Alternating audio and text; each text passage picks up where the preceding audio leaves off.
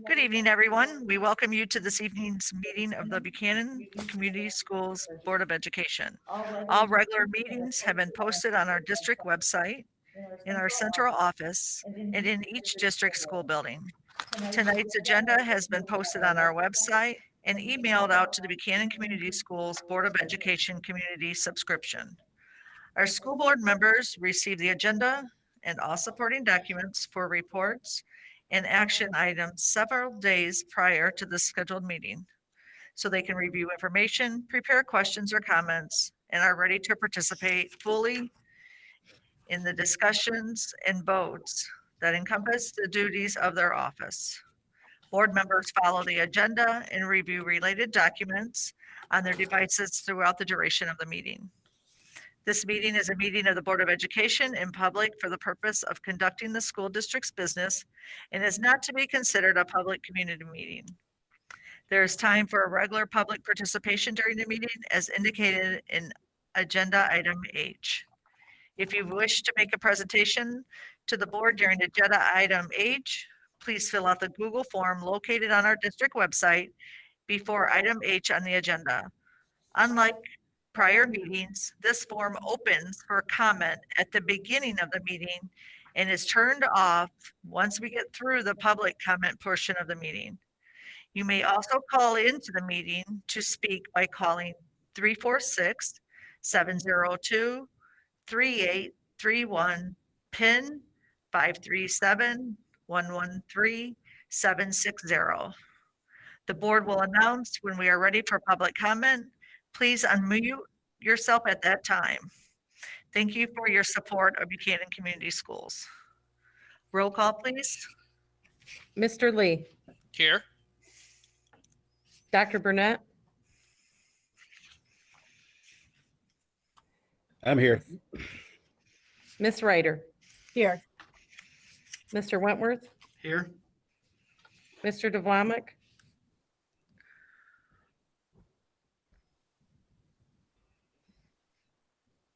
Mr. Devlamic, Miss Lesh, present, Miss Tobler. Present.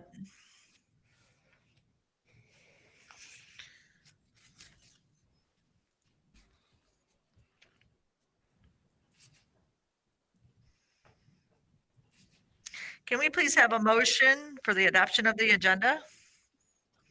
I move the agenda for the board meeting of November 16th, 2020 be adopted as written. Support. Who was that? Sorry. Chris. Chris, thank you, sorry. Roll call, please. Mr. Lee, Yes. Dr. Burnett, Yes. Miss Ryder, Yes. Mr. Wentworth, Yes. Miss Lesh, yes, Miss Tobler. Yes. 6 yeses, motion adopted. Item agenda D, recognition of visitors. We welcome everyone that's on the call. Item agenda E, superintendent department reports. Okay, so we're going to start off with the appreciation of our BUC staff members, and I've asked Trustee Lesh to read the name and also read our winner. So the winner for this month is Mr. Brian Pruitt, the Buchanan High School Assistant Principal, and I will read what was written. Brian, as one of the lead administrators at the high school, has been involved with contract tracing as related to positive COVID-19 cases.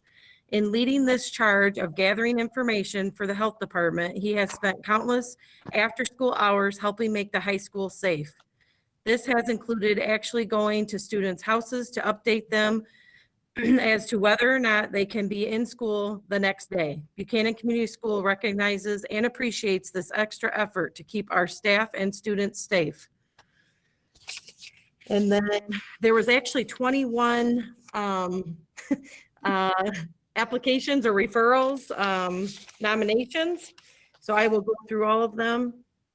Al Burgett, Buchanan Community School Maintenance Department, Angie Smith, Food Service, Becky Ackerson, Buchanan High School Teacher, Becca Wurzma, Moccasin Teacher, Bobby Kaufman, Operations Utility Staff, Brandon Flowers, High School Counselor, Brianna Curtis, Operations Utility Staff, Chad Van Beek is Maintenance, Chris Froelich, Buchanan High School Teacher, Cody Kaufman, Operations Utility Staff, Don Spielman, Operations Utility Staff, Dawn Van Dyke, Ottawa Teacher, Judy Harmon, Operations Utility Staff, Larry Klein, Operations Utility Staff, Michelle Trail, Operations Utility Staff, Missy Lyon, Buchanan Middle School Teacher, Sandy Summers, Operations Utility Staff, Sandy Shaney, Operations Utility Staff, Sophia Williams,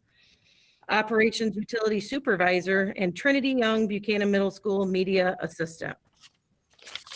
We would like to congratulate everybody and I would like to give a shout out to everybody who has just been taking it and going above and beyond helping, especially with the COVID situation. I know you guys are tasked, so thank you. Okay. Anything else, Miss Trish? No, just, I'm gonna just piggyback off of Kelly, just a little bit in saying that our staff has gone above and beyond, what could ever be expected, in making pivots, turning around 360 degrees, doing all that we can to make sure that our parents, our students are supported throughout this event. We know that even at the start, we talked about this being fluid. We have plans in place, but we knew that this was going to take a different turn. So I thank you to our community for your support. This has not been easy. I know it has inconvenienced a lot of families, but nonetheless, I know that we'll work through this together. So. Okay, thank you. And congratulations, Mr. Pruitt. Item agenda F, action. Can we have a motion, please? I had it, sorry. I make a motion, the Buchanan Board of Education moves into closed session for a student appeal hearing for student number 601429. Support.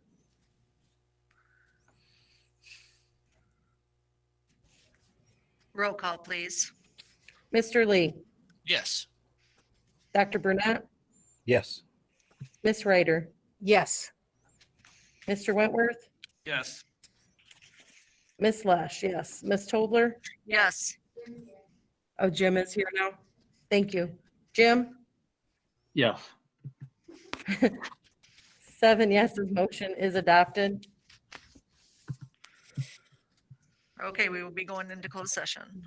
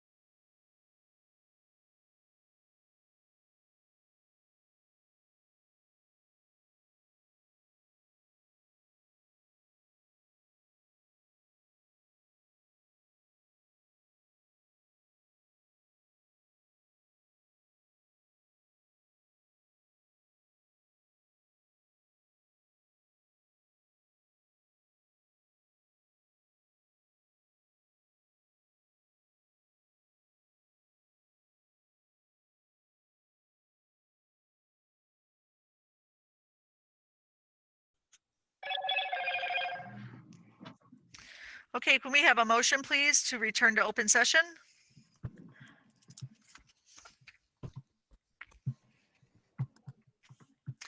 I move the Board of Education resolves to return to open session. Support.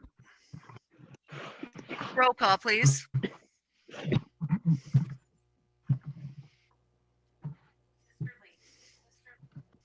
Yes, Kelly, you have your microphone off.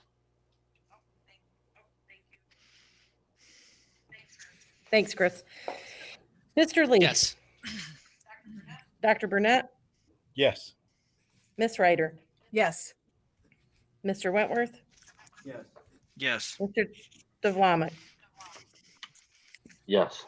Miss Lush, yes. Miss Tobler? Yes. Yes. 7 yes, motion adopted at 6:44.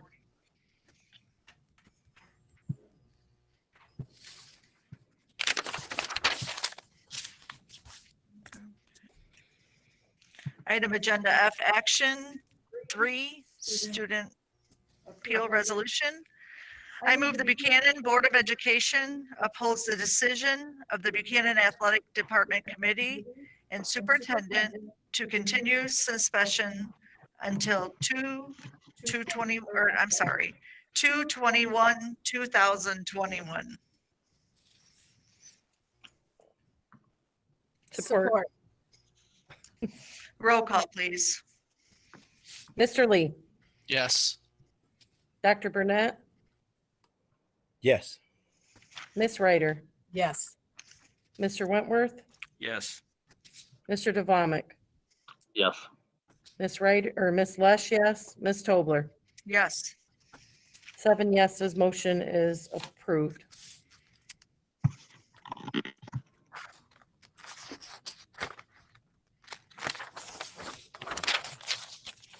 Okay, item agenda G, presentations. Okay, good afternoon, everyone. Again, we do have a couple of presentations. First will be our school highlight, which Mrs. Karen Falkenstein will give her presentation of special education, of our special education department. Following that, we have our executive team updates.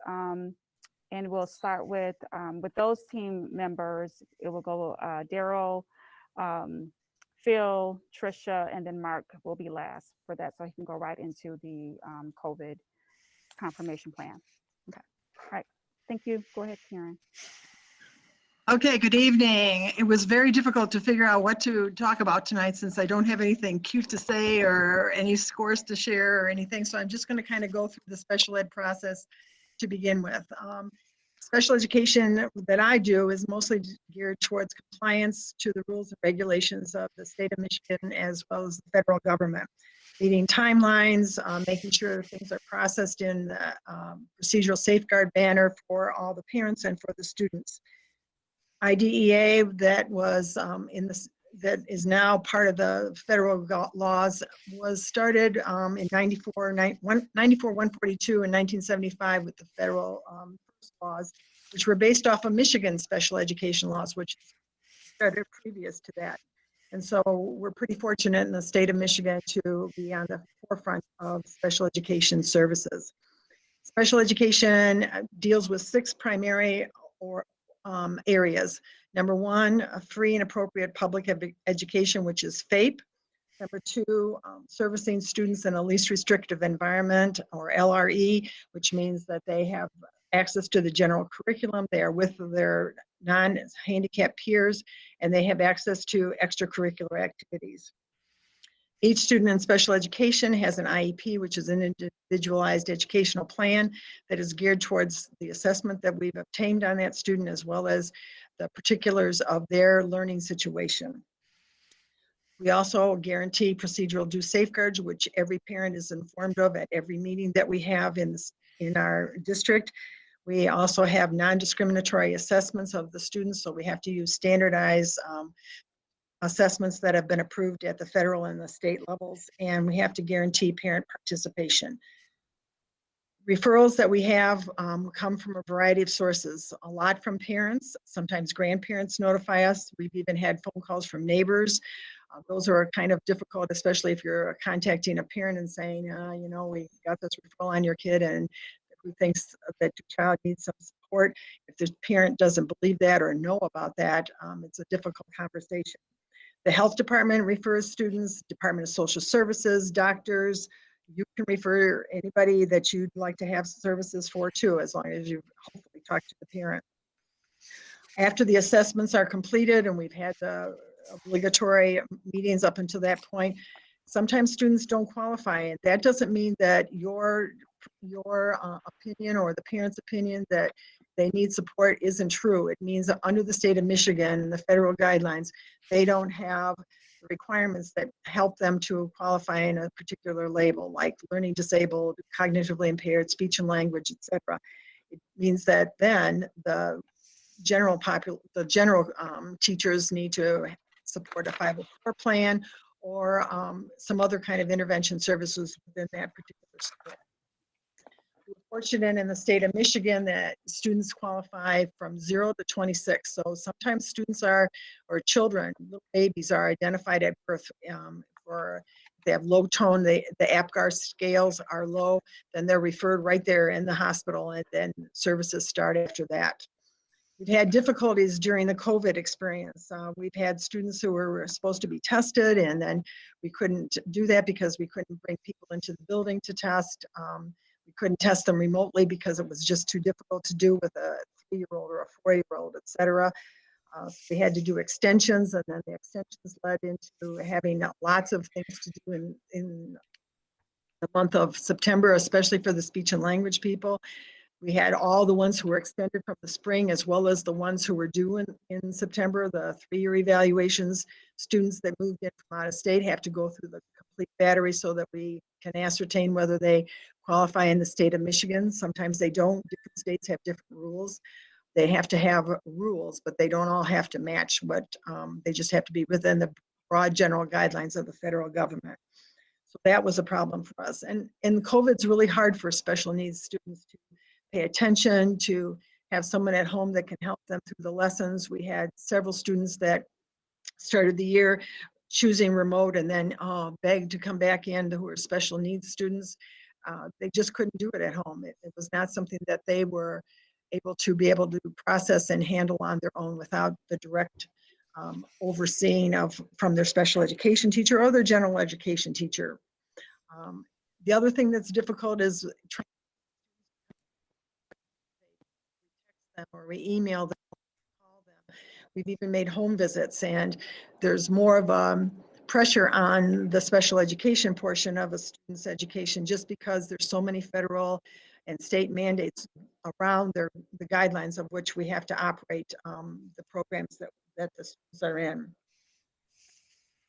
Last year, we had 2 monitoring reports done on our district. The first one had to do with that we had a problem with was we had a student that was a 3-year-old that wasn't processed in a timely fashion for assessment, et cetera. Well, then when we went back and looked at it, the student had not been referred to Buchanan. They were referred to Niles because they had a Niles address, even though it was a Buchanan district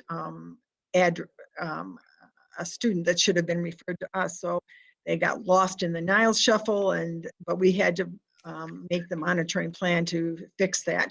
So I worked with Barry and Risa, Patrick at Barry and Risa to set up a procedure for the early on students that come out of there. Currently we have 16 students there that are being serviced with under the age of 3.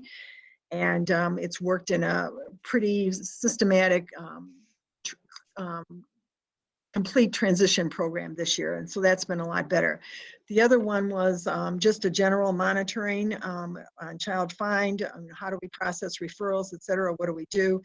The bigger part of that was what we do for removals and change of placements, which is anytime a student is suspended from class, half a day, an hour, whatever it is, what do we do and how do we keep track of that? Because you have to keep track of all the time. They are not in the general curriculum, they're not with their peers, and they're not in the classroom. So we had some training from Autumn Poole, Librarian Risa, who's in charge of program accountability. We went over that with the the administrators in the district, the special education teachers, as well as the counselors, to how to keep track of that, how to determine whether there's been a pattern of removals. So the pattern could be the certain teacher every day. It's always her room or his room. It's the time of day. It's a certain kids that they get into difficulties with, et cetera. So those are all patterns. And if there's a pattern, then the school needs to do something to prevent that from occurring. For example, if a student has trouble with transition periods, then in the past, what we did, they either passed before the other students passed in the halls, or they passed afterwards, which means, of course, they have to have an adult that escorts them to that particular area in the building, and which makes it difficult for the administrators, but that solved the problem. There was never another suspension of that student. He didn't like it. They didn't like to have somebody watching him or babysitting him all the time, but it definitely took care of the problems and kept the district in compliance with what was needed to happen. As part of that suspension process, if we get to 10 days, it's called a manifestation determination. And at that review, and at that point, we determine, hey, did you implement the IEP as written? They got their goals and objectives that they were supposed to be learning, as well as the general education teachers are writing down. Did they give them a chance to have the test read to them? Did they have an alternative test? Did they document that? In the special education land, you have to have written documentation. You can't just say you did it. You have to have it written someplace that you did actually do that. We're very fortunate that we have a really great RESA staff that helps us in the district, primarily 2 days a week. Autumn Poole is our school psychologist for grades 8 through 12, and Melissa Hamill is our psychologist for pre-K through 7th grade. They do all the cognitive assessments, adaptive behavior, et cetera. We have 2 teacher consultants. Marilyn Duvall works 5th through 12th grade, and Jennifer Donnelly is a new person, preschool through 4th grade. And they do all the academic assessments as well as observations in the classroom, how much are the students off task, et cetera. Rick Lewis is our social worker. We share with 5 other districts, so you can see he's kind of under the gun to do that. And he helps with the autism referrals as well as emotionally impaired students.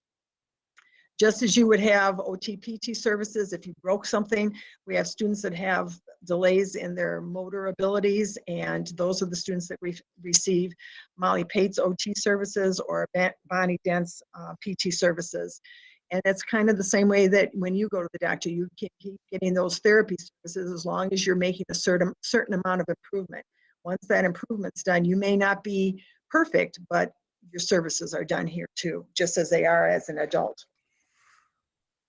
We have an excellent Buchanan special education staff. We're really, really, really appreciative that we have 3 full-time speech and language therapists. We have lots of little children that don't have appropriate language skills coming into school, especially in the preschool where they have sentences that are maybe 2 words, and the 2 words are him did it, her go, or they use signing, or they use some kind of jargon, and it's difficult for them to learn reading, writing, spelling kinds of things if they're not ready to do the speaking part of their education.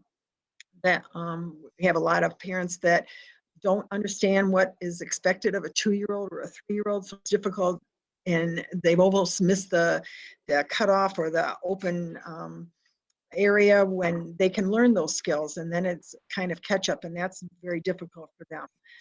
Our 3 speech people are Shelley Leitz, Maggie Patnodes, and Brittany Money, and they work really, really, really hard. They have a caseload of 60. They have 26 kids on remote. Even before we went remote, and juggling the face-to-face plus the remote was really, really difficult for them.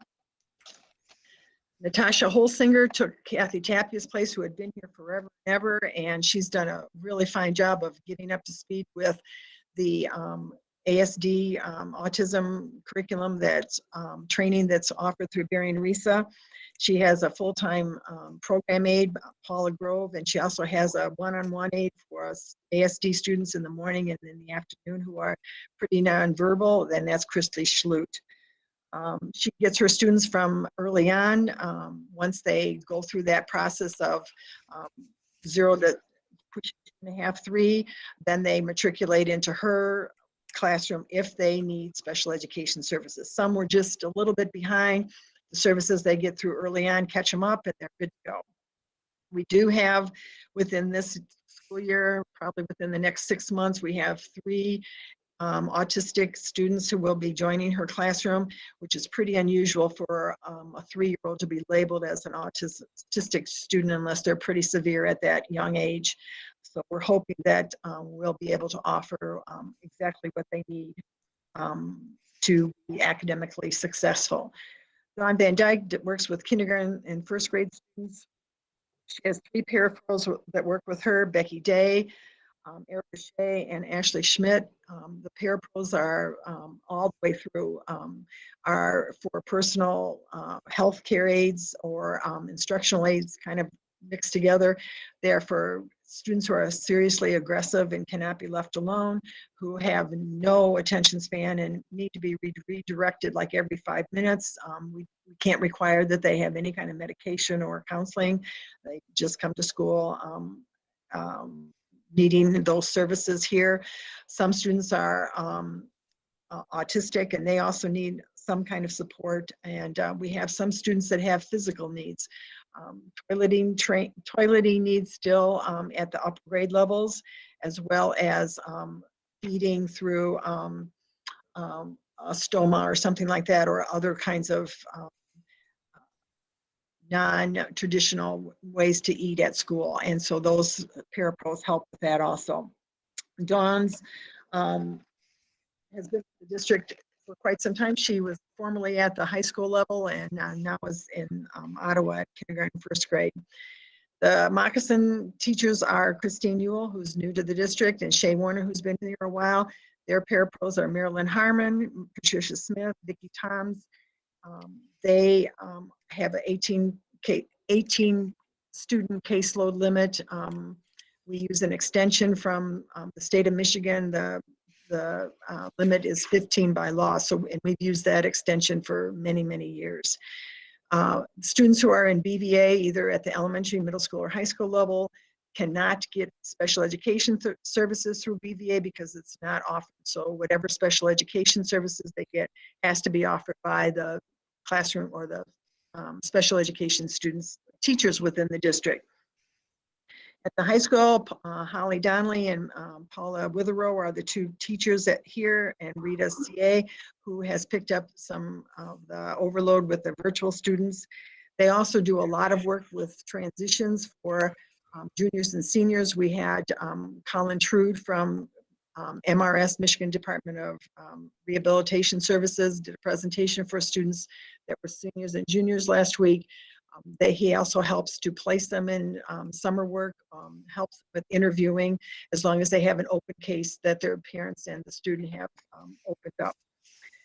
Part of the high school experience is preparing them for careers or for transition into work. So we do what's called an Esther J, which is an interview that looks at their job prospects, the job training they might need, leisure activities, community participation, et cetera, so that we try to address those needs and provide experiences within the school setting that will get them ready to do that.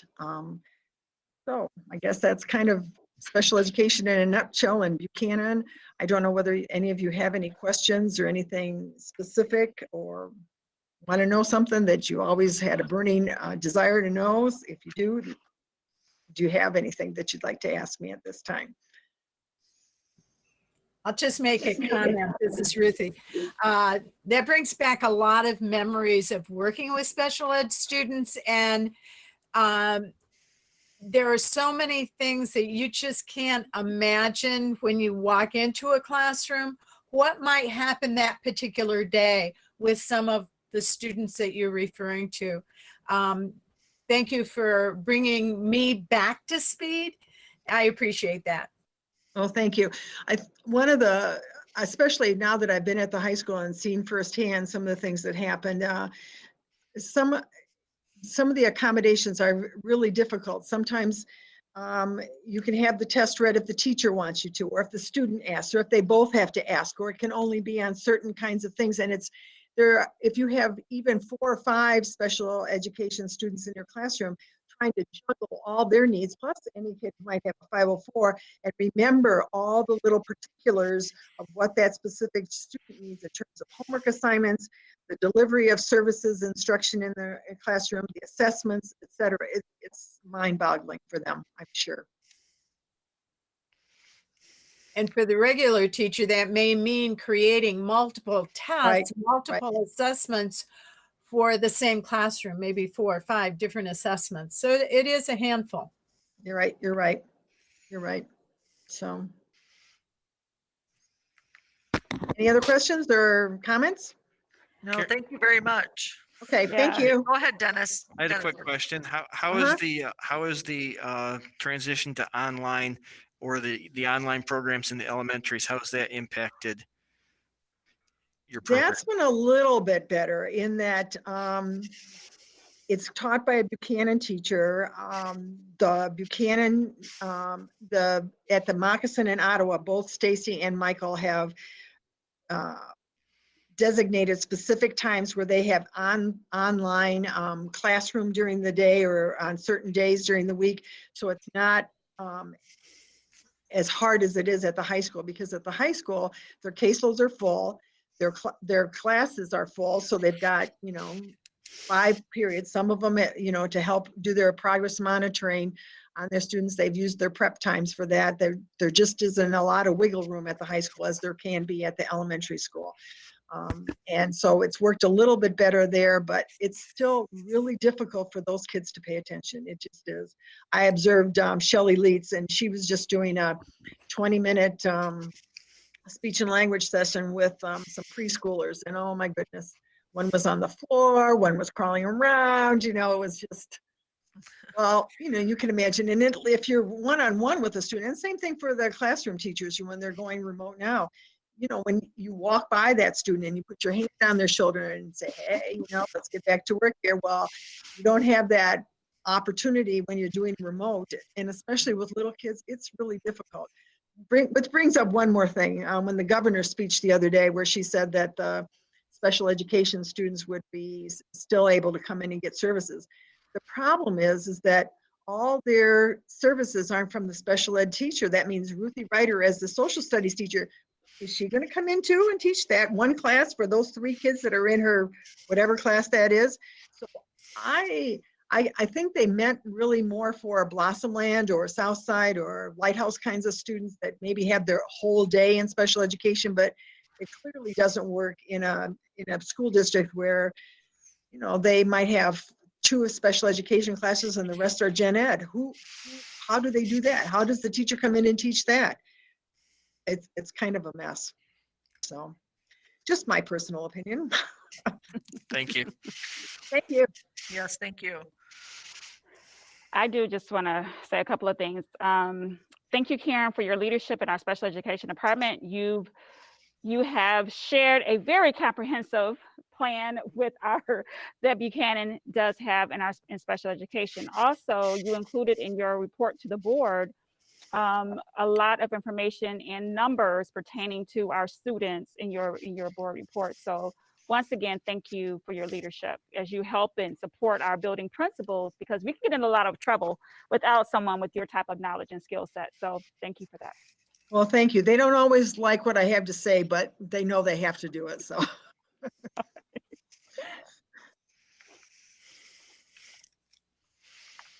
All right, Daryl. Thank you, Karen. Daryl, you're still on? Okay.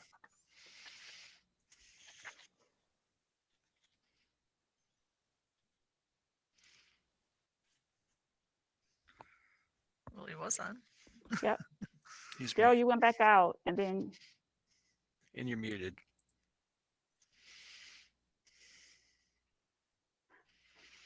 Okay. If not, Phil, you can go and then we'll bring Daryl back in. Oh, Oh, there's there he Daryl. is. He's in another place. Okay. Daryl, we're ready for your report. My microphone shut off. Oh, okay. Oh, okay. And then it kicked me out, so I'm sorry. That's okay. Thank you all for taking the few moments to let me speak tonight. Operations is alive and well. we are picking up the slack with a lot of extra cleaning right now. I nominated all of the staff that work for us right now because they are going above and beyond, things that they never thought they would do right now. Unfortunately, sports just ended, so we're going to be able to close down our athletic complexes for the winter because we were kind of worried what we were going to do about the water and getting it all shut off so that it didn't freeze over the next few weeks. So I apologize to the football team but in a way, it's kind of a blessing for us. So Don't say that too loud. I know that. I just really wanted to, our bus drivers have stepped up and they are delivering food to homes now. We worked with them a little bit over the last week trying to schedule some routes, and today was the very first day that they delivered to homes, and it worked really well. So hopefully we get a lot more people over the next few days that respond and want to have breakfast and lunches delivered right to their homes. That's about all I have. Does anybody have any questions? I don't believe so. But Thank you. Daryl, I saw the buses out making deliveries today. That was good to see. Thank you. Yes, it was.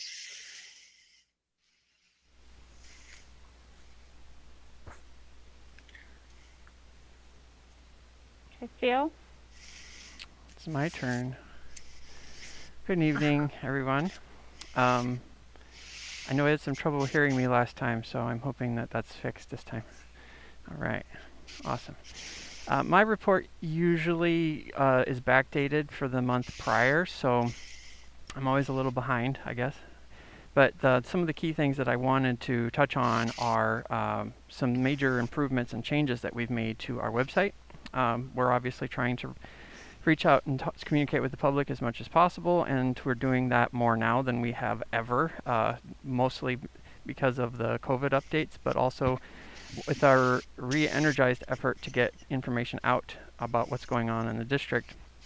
And in order to do that, we've made some significant changes and improvements to our website, including some automatic tools that we've put in place that will take posts that are done to our website and share those automatically up to social media sites.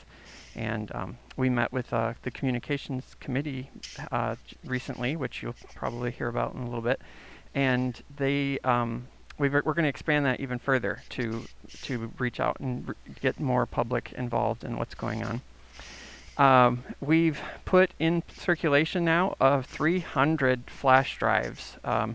Those flash drives are being utilized by families and students that do not have internet access during these closures, while we're waiting for a more practical solution. We're looking at hotspots as a potential option, and I've talked about that in the past, so that's moving forward. But in the meantime, we have these flash drives that the teachers are able to put their things onto the drives, and then the drives are passed out to the students, so they're at least getting all the same types of materials as the students that do have connection at home. We delivered an additional 100 devices. These are end-of-life devices that won't work for us anymore in school, but they work well enough for families to be able to use at home. So we've got another 100 of those units that have been delivered out to the Moccasin and elementary families, and they are utilizing those more now. Obviously, this was great timing for us because these families are now remote. And something that's more relevant now, that not so much in October, but with the switch over to remote, we have we've seen a huge uptick in the amount of tickets that we're servicing, because not only are we servicing our normal teacher load, but we're also supporting all of these families that are at home too. And just in the last couple of days, we've had, the report I ran just before we started the meeting is we've had 76 tickets come in just in the last couple of days. And then you'll look back in prior board packets, we typically only see about 150 tickets a month. So we're very, very busy, averaging somewhere between 20 and 30 tickets a day, just trying to keep up with everything that's going on. But we do expect that to kind of calm down as people start getting acclimated to how this is all going to work and trying things out. What's been really great about that, though, is that the board approved, and we have started our student intern, began in October, and he has been a huge asset to us dealing with all the Chromebook issues that we have, because there are many. In fact, it's not in this report, it'll be in the November report, but we have had some supply issues with parts now, so there's just so much going on with all these devices, and not necessarily them breaking down, it's just a normal way of things. It's just because things are so slow right now. Slow, I mean like the services, everything is just months bogged down and behind. Even our service centers are having trouble getting the parts that they need to fix things, which adds more time to everything. So we're keeping up as best as we can and moving forward. I think that we're doing a pretty good job, and I think that we've found that there's more families out there that need internet services than we had originally anticipated. So I think we're in the right direction to make sure that they're getting what they need also. I'd love to answer any questions if anybody has anything. I just want to say thank you for your help on the help desk line. For when I was trying to log on and get everything figured out, you answered, and I personally talked to you, and then just your help also with devices and trying to see without internet access what would kind of work for our family. So I do appreciate your help. Yep. Always glad to help. Thank you, Phil. Hey, Trisha.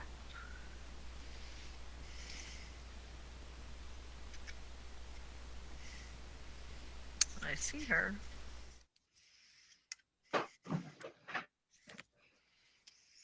Good evening, everybody.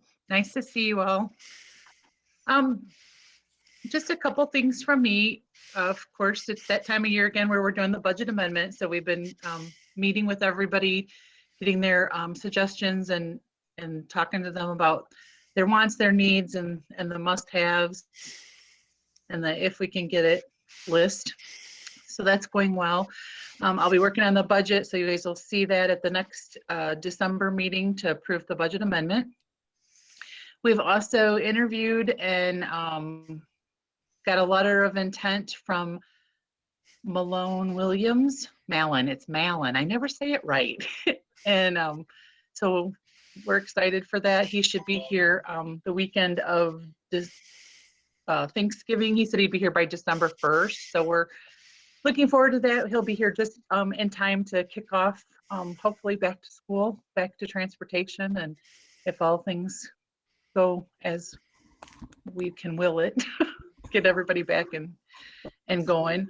Lots of reports that we're working on out of my office. Of course, the CTIS reports, a lot of that stuff has to go to Barry and Risa for approval. That's all the expenditures for our CTE reports. Medicaid outreach is due every quarter, so that's something you see me report on all the time. We did receive a word back from, we still have the 2014 FICA refund for employees and the district that is still in debate with the IRS. And that's been, getting pushed back because the IRS was closed for so long with COVID. The thing I wanted to mention, that is affecting the budget is our pupil count. Laura has certified that last week. So our actual FTEs came in at 1509.89, so about 1,510 students. The original budget was for 1,550 students. And so we're down 40 students just to start with. That's about $324,000. And then we lost, out of that 1,500, there's 192 that are BVA students. So those students, last year, BVA had about 55 students. So that drops us another 137 students that we would have got the full FTE for. So that's another chunk out of our budget. So you'll see that, when I present for the updated amended budget. And just trying to keep up with payroll and all those fun kinds of things. We'll be doing W-2s and end of year here pretty soon. Does anybody have any questions? I don't think so. Thank you, Tricia. You're welcome. Have a great evening. You too. Thank you. And Mark. Good evening, board. I'm going to share my screen so you can kind of see. You also have this. Can you see my screen? Yes. Yes. All right, so I have the COVID extended learning plan questions up. If you notice, this is a little different than what I presented in September. September, I was using the form that they had on the state site. And then when I went in to do the October version of that, there was a totally different form there, which is what I sent you this week, this month for the update. And you'll notice that it's still asking some of the basic questions. Do we provide full in-person instruction? Yes. Do we have remote? Yes. Do we have a hybrid? No. And then it asks you to kind of give a percentage of how many, what's our percent of in-person instruction this month? And that fell between 75 and 99%. If you recall, we're doing K through 4 remote learning, one class of each. And so then it kind of asks for, you know, how do we decide whether kids are your fully in-person instruction, and that was parent preference, student grade level, or the building. And then it kind of goes down and asks you for how much time is spent in remote. And so the principals calculated that based on the schedules for Ottawa and Moccasin of how much they were doing full remote Google Meets and live Google Meets. And that was 24% or less. And basically the big thing they're starting to track is synchronous instruction, which is looking at real-time activities. So not just a video or something like that for somebody to watch. They're looking at tracking how much live instruction is being done. And so all the buildings kind of looked at that. I know that the high school went back and re-looked at what they were doing. And so now they're starting their hours with a Google Meet each hour, which gives you that more synchronous instruction, at least as a starting point. The question was asked to me is, what is the state doing with that data? And I said, I don't know. Just kind of give you an idea that each grade level was 24% or less at the elementary. That's only one class. Obviously for November, that may increase just because we've been on it for we'll be on it for 2 or 3 weeks by the time we get back. But just kind of giving you an idea. Then it goes down and asks for fully remote. Again, pretty much the same. And then it asks for this in October. Okay, what did we do? What did we provide for our students? Well, we provided electronic devices. You know, we're trying to do it at all levels now. We did give out at least one device per household at the elementary level, so that when we're on full remote, which we are right now, there's at least one device in every household. I know that Phil was talking about the possibility of hotspots, and so if that ever comes fully through, we'll be able to tag on and put a check in for those. Next down on the list is just some different things that we're doing to support kids that are struggling, and just kind of give you an idea. This is based on just the 5 classes K through 4 at the elementary that are remote, what they're doing. You know, we're doing one-to-one in person, obviously, but we're doing small groups. Then it asks you for one-to-one virtual. What are we doing? Small groups virtual, large group virtual. Okay. So just wanted to give you an idea of what that report looks like now.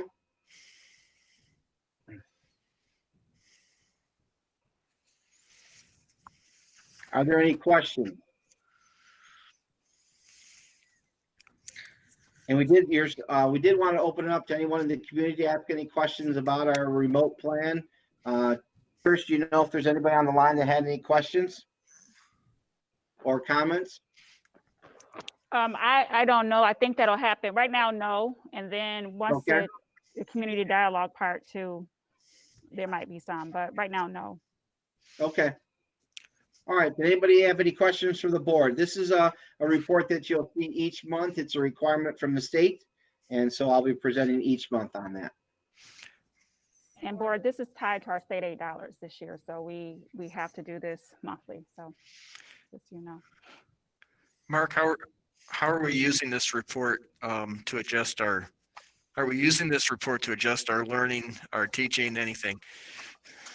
Or is it I just would to say, different state? no, I mean, to be honest with you, it's a paper chase, but I will tell you that I know that at least 2 levels looked at what they were doing instructionally, and based on just from what they heard from this report, made some decisions on how they were going to do some instructional and put in more live Google Meets and things like that. So I think it's a positive from that standpoint, that it put into place more live teaching, or at least the opportunity for more live teaching with kids. You know, obviously we have kids that may not show up to the live Google Meet, but I think the state, by just asking us to report on what amount of synchronous learning we're doing, is basically telling us we need to have more live teaching. That's my own personal opinion. And Thank I'll say to Piggy, well, I think more of our revisement of teaching is going to come from our parent feedback and also our teacher feedback. So we are planning on putting out a survey kind of midpoint before Thanksgiving break to our families. And then also I'm going to put out a survey to all of our teaching staff, just as a check-in. What do we need to revise? Just a really quick type of check-in to see what other things we need to fix. Thank you. Thank you, Mark. Thank you, Mark. No problem. Okay, that's the end. I have just a couple of updates, or I do want to say thank you to Becky Kaltenbach for working with the transportation department. She brought the idea to leadership team last week and actually made it happen to provide door-to-door food drop-off for our students. Is really good. I shared that with some of the superintendents today. It's very heartwarming. Dr. Dunn also got like a text message from one of his parents saying, thank you. It was such a joy for the kids to see the bus pull up. So that was really good. And I wanted to also share that Becky, in her report, and I had it pulled up, last month, we served 8,383 breakfasts and then 17,338 lunches last month. So we do think that that'll increase, and we're doing a wonderful job of making sure that our kids are fed every day. And then also, another thing that our leadership group is doing is we are figuring out the implementation process for our strategic plan. So one of the things we want to do is we have to develop the implementation process, which requires action steps. So our leadership team prioritize the big bucket goals that we have in that strategic plan. And of course, as educators, you're going to choose the goal that leads to education. So that is a priority. So we wanted to garner more input from our community on additional action steps that we can actually put in this. So what will be up and coming is a community virtual forum to get some more input from everybody regarding that strategic plan. Once we have that, we're going to take it back to the board, prioritize those steps, and then reactivate the plan and start going forward and chopping out at the bit. What we want to do is chunk it. So we're focusing on that priority first, do that well, then go to the next priority. So we feel that we'll be more successful if we can kind of focus on one thing at a time. And then my last thing is I want to just say congratulations to all of our fall athletic teams. And then a really special shout out to our cross country athletes who actually made it to state and competed. Walker Bartz, Ryan Young, and Eleanor Young, who competed, and they had, according to Mr. Fry, they all had their personal best at that competition. So Very cool. Well, great. Okay, moving on to agenda item H, community dialogue, citizen concerns.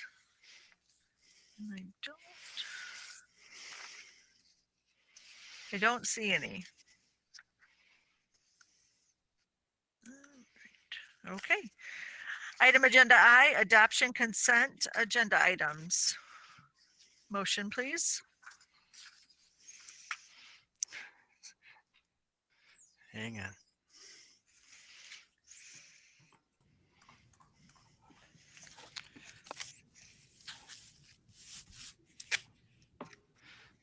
I move that we approve the consent agenda for the regular board meeting of November 16th, 2020 be adopted as written. 1, minutes from the October 19th regular meeting. 2, and minutes from the November 2nd work session. 2, warrants, expenditures, reports, payroll, October. 3, recommendations to hire as submitted by Principal Mrs. Stacy DeMaio, Operations Supervisor Daryl Miller, Business Director Tricia Lowry, and Special Education Supervisor Karen Falkenstein. Anna Smith, Administrative Assistant to Buchanan High School Assistant Principal to Athletics. Cody Kaufman, Operations Utility Staff. Malin Williams, Transportation Director. Rita Say, Special Education Teacher Part-Time, and Heather Bachman, Casual Bus Driver. 4, coaching recommendations for winter 2020 submitted by Assistant Athletic Coordinator, Mr. Ryan Franzik. Derek Taft, 8th grade boys basketball. Devon Moore, 7th grade boys basketball. And Dan Ryder, 8th grade girls basketball coach. Support. Roll call, please. Mr. Lee, Yes. Dr. Burnett, Yes. Ms. Ryder, Yes. Mr. Wentworth, Yes. Mr. Devonick, Yes. Ms. Lesh, yes, Ms. Tobler. Yes. 7 yeses, motion adopted. Okay, item agenda J, recommended action other. 1, letter of agreement transportation. Motion, please. I make a motion that the Buchanan Board of Education approve the Buchanan Community Schools Transportation Association Letter of Agreement regarding Appendix A wages. Support. Mrs. Robinson? So this is needed for us to move forward with the wage increase within the transportation department. The district and the transportation union, we saw a need to harness and try to recruit more bus drivers. This is a way to do that. And this has been reviewed by both sides. Also, our legal counsel has reviewed it as well and approved it. Okay, any questions or comments from board members? Okay, roll call, please. Mr. Lee, Yes. Dr. Burnett, Yes. Ms. Ryder, Yes. Mr. Wentworth, Yes. Mr. Devonick, Yes. Ms. Lesh, yes, Ms. Tobler. Yes. 7 yeses, motion is adopted.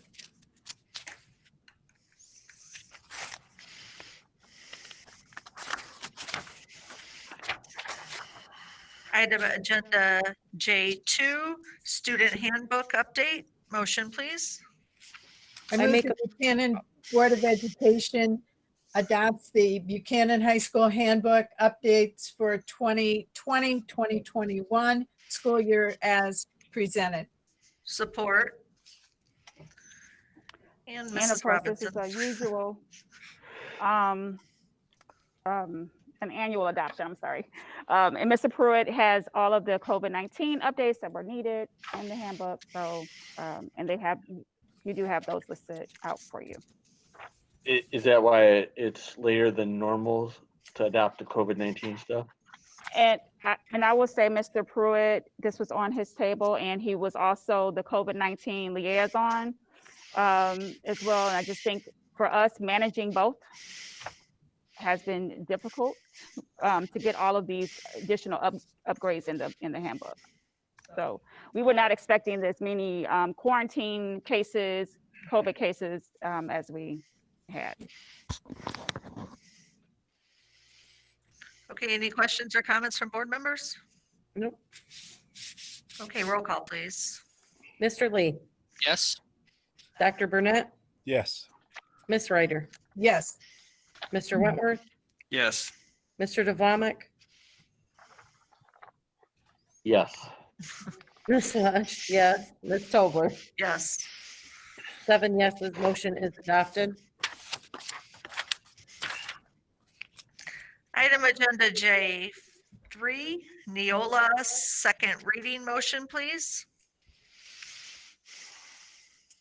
I move the Buchanan Board of Education approves the second reading of the following Neola Volume 35, Number 1 revised and new policies.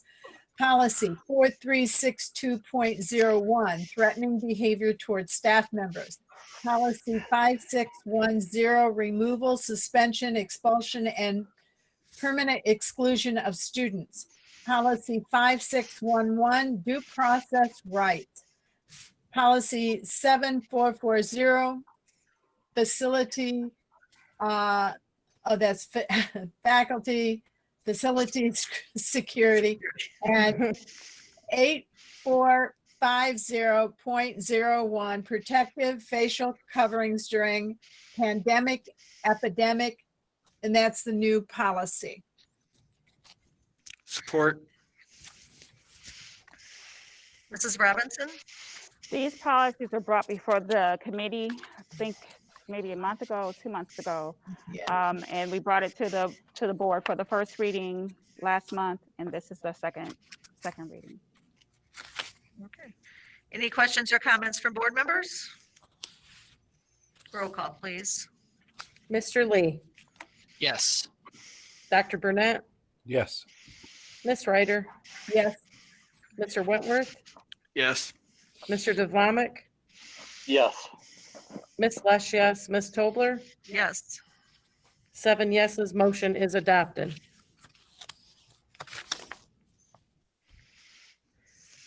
Okay, item agenda J4, extended COVID-19 learning plan reconfirmation.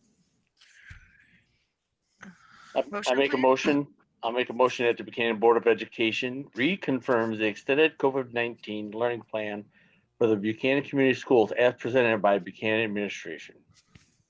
Support.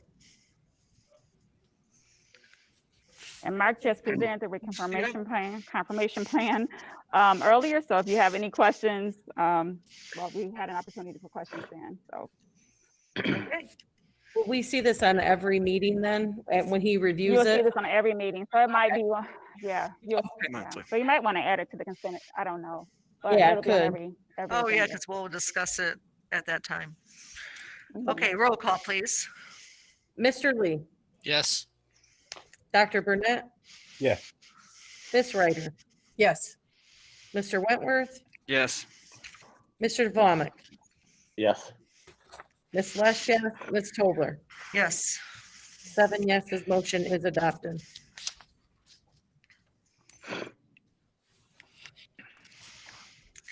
Okay, item agenda J5, resolution regarding the Open Meetings Act. Motion, please. I make a motion, whereas the Open Meeting Act was recently amended to grant greater latitude with respect to electronic participation by members of the Board of Education and the public in certain circumstances, and whereas the Board of Education desires to utilize electronic participation as necessary and in approved circumstances in compliance with the law. Now, therefore, be it resolved as followed. Number 1, the Board of Education authorizes the superintendent to create procedures to accommodate electronic participation by board members who are absent due to medical conditions or due to a statewide or local state of emergency declared pursuant to law or charter by the governor or local official or local governing body that would risk the personal health or safety of members of the public or the public body if the meeting were held in person. In the event of such an emergency, if the meeting location is usually held in an affected area, the entire board may participate electronically. Otherwise, only members who reside in the affected area may participate electronically.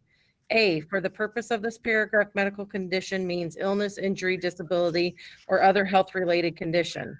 B, electronically may include video and/or telephone conferencing. 2, the procedure must provide for A, a two-way communication, B, for each member of the board attending the meeting electronically, a public announcement at the outset of the meeting by that member to be included in the meeting minutes that the member is in fact attending the meeting electronically, and except for members who are participating electronically due to military duty, stating the county, city, township, and or village and state where the member is located. C, a means by which the public is provided notice of the absence of the member and inform about how to contact the member sufficiently in advance of the meeting to provide input on any business that will come before the board. 3, through December 31st, 2020, the board may hold its meetings electronically in whole or in part for any reason. 4, the board further authorizes from January 1st, 2021 through December 31st, 2021, electronic participation solely under the circumstances set out in paragraph 1, as well as the pre-existing law required accommodation due to military duty. After December 31st, 2021, only members requiring accommodation due to absent for military duty may participate electronically. Number 5, the board authorizes the use of technology to facilitate typed public comments during the meeting that may be read to or shared with board members and other participants in satisfaction of the requirement that members of the public be heard by others during the electronic meeting and the requirement that they be permitted to address the board. 6, advance notice of any meeting held electronically in whole or in part shall be posted on the district's website, either on the home page or on a separate web page dedicated to public notices for non-regular scheduled or electronic public meetings through a prominent or conspicuous link on the homepage. This notice must be posted at least 18 hours before the meeting begins. Notice of a meeting held electronically must explain as follows: A, why the board is meeting electronically; B, how members of the public may participate in the meeting electronically, including provisions of specific telephone number, internet address, or both needed to participate; C, how members of the public may contact members of the board to provide input or ask questions on any business that will come before the board at the meeting; D, how persons with disabilities may participate in the meeting. 7, if an agenda exits for an electronic meeting held under this resolution, the board shall post the agenda on the website at least 2 hours before the meeting begins. This does not prohibit subsequent amendment of the agenda at the meeting. 8, members of the public who are participating electronically or in person shall not be required to register other than as required by the bylaws to participate in public comment. Number 9, members of the public will not be allowed to participate in any closed session during meetings held electronically in whole or in part, and all prior laws and bylaws related to closed session continue to apply. Now be it further resolved that execution of this resolution is consecutive evidence of the Board of Education's approval of this action and of the authority granted herein. Adopted and approved on this day, the 16th day of November, 2020. Support. I always feel bad doing that. I know. It's okay. Mrs. Robinson? So I would just ask the board to support this, just in case there is an emergency. We have experienced those things. We know that we can maneuver through that and have emergency meetings as well. But in the case that there isn't, this is definitely something that would be needed. Okay. So real quick before this, at the last meeting that we held, the special meeting, reference all of this, we discussed, and it was just discussed, but we need to make a decision if we want to leave number 5 in there, which is to use type comments or just verbal. You ask out and then they can call in, or both. It's up to the board, but we need to have discussion on that. It is easier, correct, to do just ask them and then they state their name and then speak. It is harder for that link to get posted, and it only can start at the beginning of the meeting and then it's cut off. So that was just some of the topics that we did discuss. So if other board members have a preference, otherwise, I think at the we last, should vote on tonight.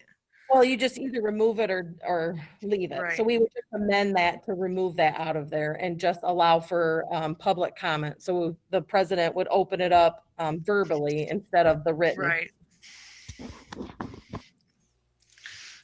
I think number 5 says it authorizes the technology and it may be read. It doesn't say we have to do it. So I think you could keep that in there either way. Okay. Well, if we're going to do it one way or the other, do we have to state or just technology in general? And then we state how we're using it. Is that what you're saying, Chris? That's what I'm saying, but Because it says here that we have to read it and stuff. For sure. Because it says technology to facilitate tight public comments. That's the part. Mhm.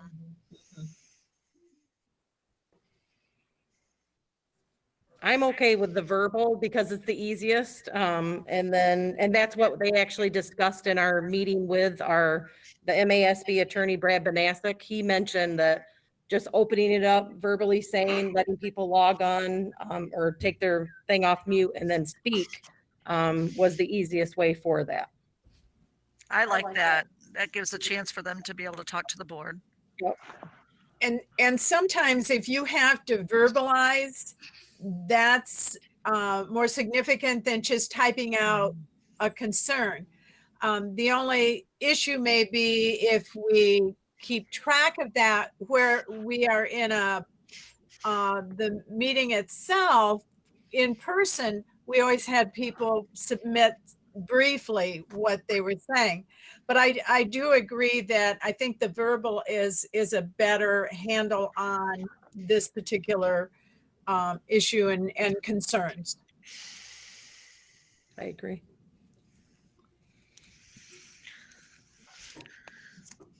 Okay. Chris, did you have something else? no. All right, any other questions or concerns? This So- is just Jim. Yes, Jim. I kind of, and when we talked about this 2 weeks ago, I kind of like the idea of having as well as the allowing somebody to speak, giving that option. He cut out. I didn't. Jim, you that's cut what- out. Can you try that again? Can you hear me? Yes, now. I said I like the idea or the option of having the electronic and somebody allowing them to speak as well, both options. And that's the way it's written, correct? Right. That is. Yes. And I support that as well. To leave it with both? Is that what you're Yes. saying? Yes. Okay, both it is. Roll call, please. Hold on, stand by. All right. Mr. Lee, Yes. Dr. Burnett, Yes. Miss Ryder, Yes. Mr. Wentworth, Yes. Mr. Devomic, Yes. Miss Lesh, yes, Miss Tobler. Yes. 7 yes, and motion has been adopted. Thank you for everyone's input on that. Item agenda K, information, reports, and new business. Number 1, Parent Advisory Committee. Okay, so what I have done is I am relaunching the Parent Advisory Committee. I want to open it up to enlist parents to join, having a new group. So I've sent letters out to everyone who was on that committee last year, thanking them for their support and then encouraging them to apply once we send out the survey or the application for them to reapply if they so choose. I'm trying to create a really diverse group of parents to be a part of this committee. So that'll go out before Christmas break, and I'm hoping to have the first one in January. And it'll all be virtual for right now. I think that's it for that one. Okay. Number 2, Communications Committee meeting, November 10th. Is someone going to share with us those meeting notes? I'm trying to find them. I had them and then Oh, they're okay. gone. Well, we'll hold on. I was gonna say, I can quickly talk about it. It wasn't, I just wanted to have I'm not finding it. The three things. Mm-mm. Was it up top in your? I'm like, it's not at the end. No, Oh, you hear okay. me? Sorry. You got it, Jim? It's in a separate email. I'm sorry. Can you hear me though, or? Yep. Yep. Okay, because you said that was breaking up earlier. I just want to make sure. The communications committee, you know, we talked about, we had a purpose, and the board members present were Kelly Les, Jim Devlamick, Dennis Wentworth, and district team members Phil Place, Mark Curlin, and Trish Robinson. I'm gonna go ahead and read the purpose: to establish a culture of two-way communication with stakeholders, to make information easily accessible, to demonstrate accountability and transparency through communication standards, to set the narrative, to recognize a varied number of stakeholders of the school board, their varied interests, and the communications messaging needs to vary depending on the audience, to establish ways to market our district for recruitment of students and staff, to utilize social media platforms to share pertinent information about our schools.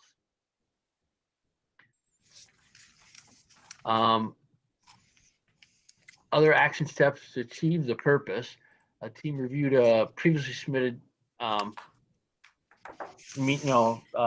items that were developed October of last year by Tim Donahue. And I also shared with the team a set of meeting minutes that Ruth, Harvey, and myself had as a communications meeting July 22nd of 2019 as well. 3 goals of this year: relaunch our Facebook one-way communication, share monthly newsletters from schools and the superintendent on the website, update our current website. Mr. Place will be utilizing our existing open source platform to update it. And the meeting frequency for our team was going to meet monthly, and that's about it. Thank you, Jim. Thank you, Jim.